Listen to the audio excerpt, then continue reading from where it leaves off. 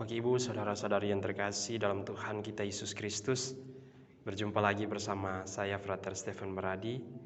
Pada saat ini saya akan berkatekese tentang tugas pelayanan gereja, tentang diakonia.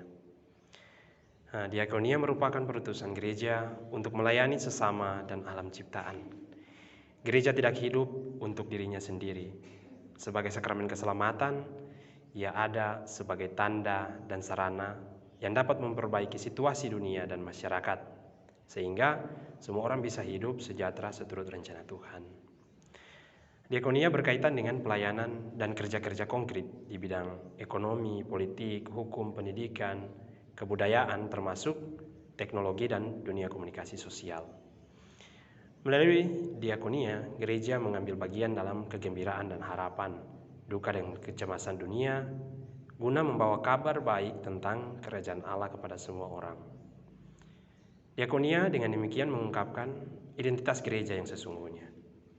Diakonia bukanlah sekedar sebuah bentuk karya kesejahteraan, tetapi merupakan hakikat gereja itu sendiri, ungkapan dasaria jati dirinya. Dalam pelayanan dan dalam saling mengasihi, terungkap wajah gereja yang sejati, murid-murid Kristus. Pelayanan diakonia selalu ada dalam gereja sebagai ekspresi pesan Injil untuk mencintai sesama, terutama yang miskin dan menderita. Pesan utama Injil adalah, kasihilah Tuhan Allahmu dengan segenap hatimu dan dengan segenap jiwamu dan dengan segenap akal budimu. Dan hukum yang kedua sama dengan itu, kasihilah sesama manusia seperti dirimu sendiri.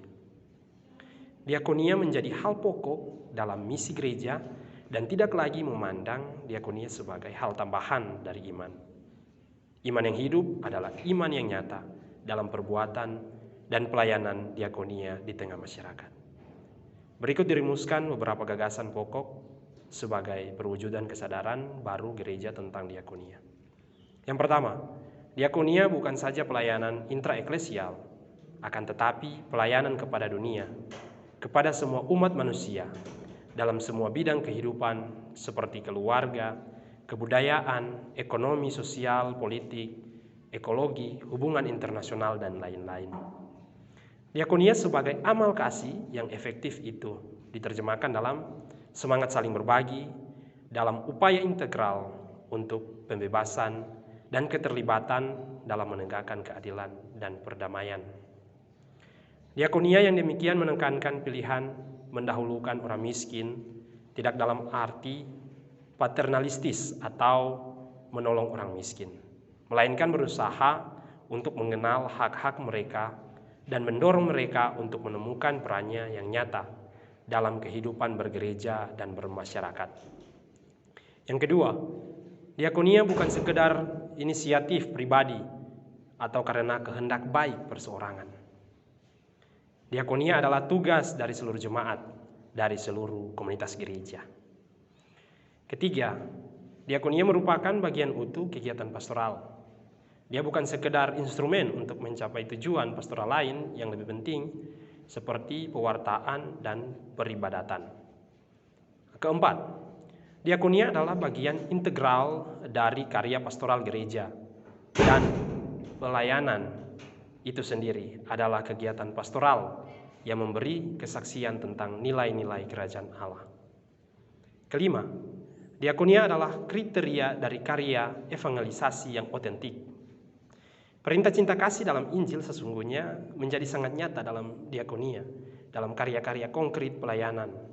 Dalam konteks ini, diakonia menjadi yang utama di antara bidang-bidang pastoral yang lain dan menjadi kriteria dari evangelisasi yang otentik. Dengan melaksanakan diakonia, krisis besar kredibilitas gereja dewasa ini dapat diatasi. Terakhir, yang keenam, diakonia tampil dalam aneka model atau bentuk. Ada diakonia karitatif, reformatif, dan transformatif. Yang pertama itu diakonia karitatif. Berkaitan dengan tindakan langsung menolong orang yang miskin dan menderita seperti memberi makan kepada orang lapar, mengunjungi yang sakit, dan memberi pertolongan bagi orang yang bersusah. Kedua, diakonia reformatif menekankan pemberdayaan, pengembangan, dan penguatan orang miskin dan sengsara, sehingga mandiri untuk mencukupi kebutuhan hidupnya. Dan yang ketiga, diakonia transformatif. Nah, itu terungkap dalam tindakan untuk melayani umat manusia secara multidimensional atau roh, jiwa, dan tubuh, dan multisektoral atau ekonomi, politik, kultural, pendidikan, dan hukum.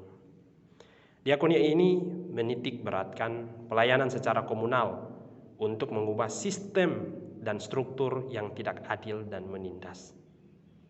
Ya, itulah beberapa bentuk pelayanan diakonia dan juga gagasan pokok dalam tugas perutusan gereja sebagai pelayan di tengah umat beriman. Terima kasih atas kebersamaan kita dalam video singkat ini. Salam sehat, Tuhan Yesus memberkati.